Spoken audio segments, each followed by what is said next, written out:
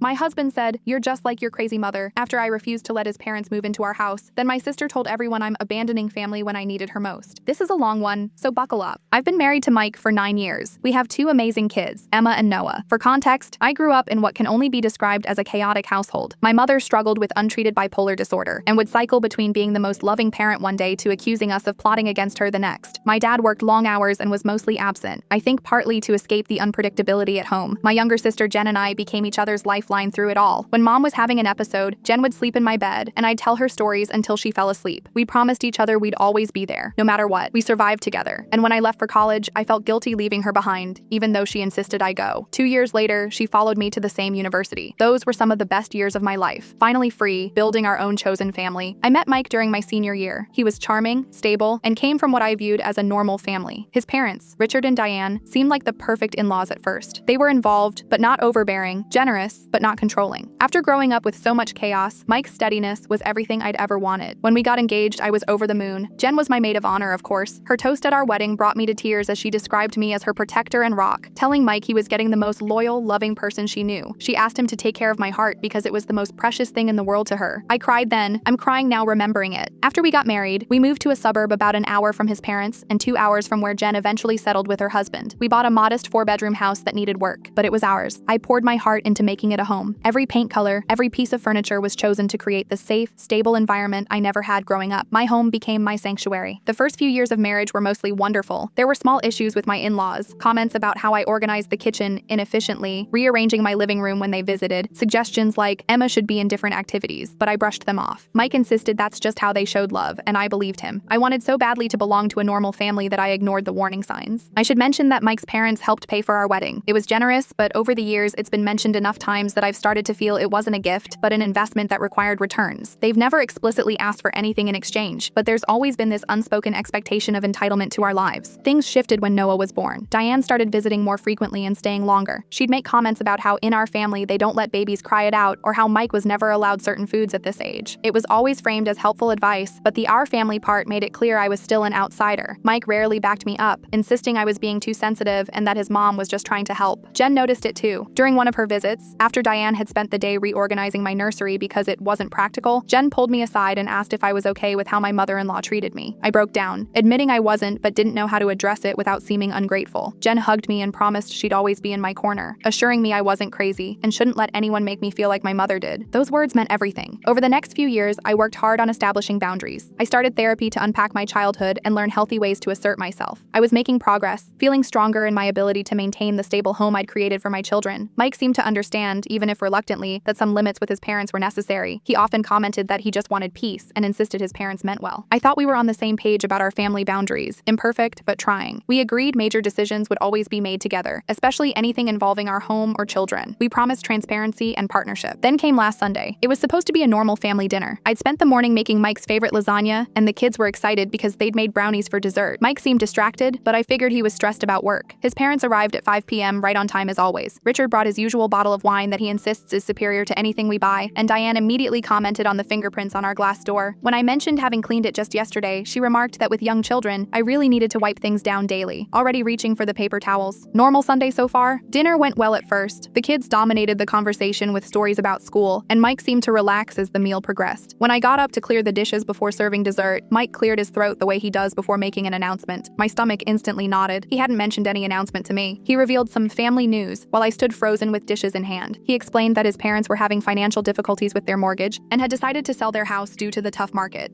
Richard looked down at his plate while Diane reached over and patted his hand sympathetically. Then came the bombshell. Mike announced to our children that Grandma and Grandpa might come stay with us for a while. Emma cheered while Noah looked uncertain before giving a small smile when his grandfather winked at him. I must have made some sound because Mike glanced up at me, his expression briefly faltering before he composed himself. He asked me to help him get dessert ready in the kitchen. Once in the kitchen, I confronted him in hushed tones about making such a huge decision without consulting me first. Mike became instantly defensive, explaining his parents had lost a lot in the market downturn and needed help until they could find a smaller place. When I protested that we should have made this decision together as partners, he became dismissive, questioning what the big deal was since we had the spare bedroom and office they could use. Then he played the card I'd heard subtly referenced for years. He brought up that his parents had helped pay for our wedding, implying I'd forgotten their generosity. When I asked how long they would stay, he shrugged and said as long as they needed, since the housing market was unpredictable. It slowly dawned on me that he had already promised his parents they could stay before ever talking to me about it. I somehow made it it through dessert, moving on autopilot while my mind raced. The kids started a board game with their grandparents while I cleaned up the kitchen, trying to process what had just happened. When they finally left, Diane hugged me extra tight and whispered her gratitude, mentioning she'd always wanted more time with the grandkids. I felt like I couldn't breathe. As soon as the door closed, I turned to Mike, who was already on the defensive. He claimed they needed an answer quickly, and he knew I would overthink it, as if considering the implications of adding 2 more adults to our household indefinitely was overthinking. When I pointed out that this was our home and we were supposed to be partners, he became angry, insisting that family helps each other. He almost called me selfish, like my family, like my mother, but caught himself mid-sentence. When I pressed him on what he was thinking, his face closed off. I explained how hard I'd worked to create stability and a peaceful home for our kids. Mike dismissed my concerns, claiming his parents wouldn't damage our children and accusing me of blowing everything out of proportion. According to him, this was exactly the kind of unnecessary drama he'd been trying to avoid by not including me in the decision. As I insisted this was my home too, Mike's face changed, hardening in a way I'd never seen before. Then he said the words that hit me like a physical blow. He compared me to my crazy mother, accusing me of always creating drama where there wasn't any. He knew that was my deepest fear, the thing that kept me up at night, that drove me to therapy, the fear that I had inherited the chaos, that it lived in me too. In that moment, something broke between us. I saw a cruelty in him I hadn't recognized before, or perhaps had chosen not to see. I wondered how long he'd been thinking this, holding it as ammunition until the perfect moment to wound me most effectively. I turned away, unable to look at him, and walked upstairs to our bedroom, locking the door behind me with shaking hands. Through the wood, I heard him trying to walk back his comment, claiming he didn't mean it like that, but he had, and we both knew it. With trembling fingers, I scrolled through my phone contacts and called the one person who'd promised to always be in my corner. I needed Jen. Everything was falling apart. She answered on the 3rd ring, sounding sleepy. I realized it was after 10 p.m. I apologized for calling so late, but she immediately perked up when she heard the tremor in my voice. I broke down completely as I explained what had happened, sobbing so hard I could barely get the words out. At first, Jen was completely supportive. She gasped when I told her what Mike had said about me being like our mother. She called his behavior manipulative and cruel. She reminded me that I was nothing like our mom, that I was stable and loving and creating the home we never had. But then, as I started talking about my fear of having my in-laws move in indefinitely, her tone shifted slightly. She started asking questions like how bad their financial situation really was, whether they had anywhere else to go, and if I was maybe overreacting a little bit to the idea of helping family temporarily. When I reminded her about all the times Diane had overstepped in the past, Jen suggested maybe I was holding on to old grudges too tightly. She mentioned that family is supposed to help family in hard times, and maybe I should try to see it from Mike's perspective. He was just trying to help his parents. I felt like I'd been slapped, again, by the second person I trusted most in the world. I ended the call shortly after that, claiming exhaustion. She told me to sleep on it, that things would seem clearer in the morning, that sometimes we all overreact when we're tired and stressed. That night, I barely slept. I kept replaying the evening in my mind, wondering if I really was being unreasonable. Was I overreacting? Was I being selfish? The thought made me sick, turning into my mother after all. Mike slept on the couch. He texted me around midnight saying he was sorry for what he said and that we should talk in the morning. I didn't reply. I'm writing this at 5 a.m. after giving up on sleep entirely. I don't know what to do. My husband has shown me a side of himself I never knew existed. My sister seems to be siding with him. My in-laws are apparently moving in whether I want them to or not. Everything I've worked for, the stability, the peace, the sanctuary I've built, feels like it's slipping away. And the worst part is, I'm starting to question if I'm the problem. Maybe I am being unreasonable. Maybe I am being dramatic like my mother. But then I remember, my mother would never have questioned herself like this. She was always absolutely certain she was right and everyone else was wrong. The fact that I'm questioning myself probably means I'm not like her, right? I don't know what to do. I feel completely alone. Are my feelings valid? Am I overreacting? How would you handle having in-laws move in indefinitely when they've already shown they don't respect your boundaries? And how do I deal with the fact that my husband weaponized my deepest insecurity against me the moment I disagreed with him? Edit. Thank you all so much for the supportive comments and messages. I'm overwhelmed and will try to respond to as many as I can. Mike just texted that he's taking the kids to the park so we can talk without interruptions when he gets back. I'll update after our conversation. Update. First of all, thank you everyone for the overwhelming support on my original post. Several people asked for an update, so here it is. It's been 5 days since that Sunday dinner from hell, and a lot has happened. After Mike took the kids to the park, as I mentioned in my edit, we had the talk. I'd spent the morning researching reasonable timelines for family stays and had made some notes about boundaries that would make me comfortable with his parents staying with us temporarily. I wanted to approach this rationally and show I wasn't just creating drama. When Mike got home, the kids ran upstairs to play and we sat at the kitchen table. He started by apologizing for comparing me to my mother. He admitted it was a low blow and that he knew how much that would hurt me. I appreciated that, but it felt rehearsed, like he was saying what he thought he needed to say to move past this rather than because he truly understood the damage he'd done. When I brought up my concerns about his parents moving in indefinitely, he immediately got defensive again. He insisted they wouldn't be staying that long, but couldn't give me a timeline when I asked. He told me I was focusing too much on minor details and not enough on helping family in need. I showed him my notes about reasonable boundaries, a 3-month maximum stay, maintaining our family routines, respecting parenting decisions, not rearranging our home, and he accused me of being controlling and petty. According to him, I was acting like his parents were strangers instead of family who loved us and just wanted to help. That night, I couldn't sleep again, questioning if I really was being unreasonable unreasonable. So the next morning, I called my therapist and got an emergency session. She was incredibly validating, confirming that my boundaries were reasonable and that Mike was using manipulation tactics to make me doubt myself. She suggested I write down all incidents of boundary violations to remind myself why I felt this way. With that validation, I created a more formal document outlining house rules and expectations for my in-laws' stay. I stayed home from work that day to organize my thoughts and prepare our guest spaces. While looking for extra towels in Mike's closet, I found something that made my blood run cold. A new house key with a note from Mike to his dad saying, "Use this anytime, no need to knock." He had given his parents a key to our house without telling me. I texted him immediately asking about the key. He responded that his dad had just forgotten his house key at their last visit, and Mike was returning it. But I knew that was a lie. It was clearly a new key, still attached to the store packaging. That evening, after the kids were in bed, I confronted him about lying to me. He finally admitted he had made them a new key because they're going to be living here, and it would be ridiculous to make them ring the doorbell every time. When I pointed out that was exactly the kind of decision we should make together, he accused me of trying to control everything. He told me I needed to loosen up, that normal families don't have complicated rules about keys and visits. I felt like I was going crazy. The Mike I thought I knew, the supportive partner who understood my need for stability, seemed to have disappeared. In his place was someone who viewed my boundaries as controlling and unreasonable. The next day, I overheard a phone conversation between Mike and his mother. I wasn't trying to eavesdrop, but he was talking in the backyard and I was gardening around the corner. His mother was discussing their moving plans, talking about how she was excited to finally fix up that house properly and help Sarah learn how to raise the children right. Mike didn't defend me or our home at all. He just laughed and said I'd get used to the changes. Get used to the changes, like I had no say in my own home. I tried calling Jen again, hoping our last conversation was just a fluke and she'd be supportive now. It was worse this time. She told me that Mike had called her husband yesterday, really upset about how difficult I was being. She asked if I was taking my medication. I occasionally take anti-anxiety medication, which she knows, and suggested that maybe I was having some kind of episode. She reminded me that I had always been highly strung even as a child. I was speechless. This was the sister who had huddled with me during our mother's rages, who had promised to always be in my corner, and now she was suggesting I was having a mental health crisis because I wanted basic respect in my own home. After we hung up, I checked social media and saw Jen had posted a vague status about supporting family through hard times and remembering where you came from. Several relatives had commented, including our cousins, asking if everything was okay. My stomach dropped when I saw her reply, "Just family drama. Some people forget what family means when they get comfortable." She was talking about me, to our extended family, without even hearing my full side of the story. Meanwhile, Mike's parents have started moving things into our house already. Yesterday, I came home from work to find 3 large boxes in our guest room marked Diane's winter clothes. When I asked Mike about it, he seemed confused by my question, saying of course they'd need to bring some things over before the official move.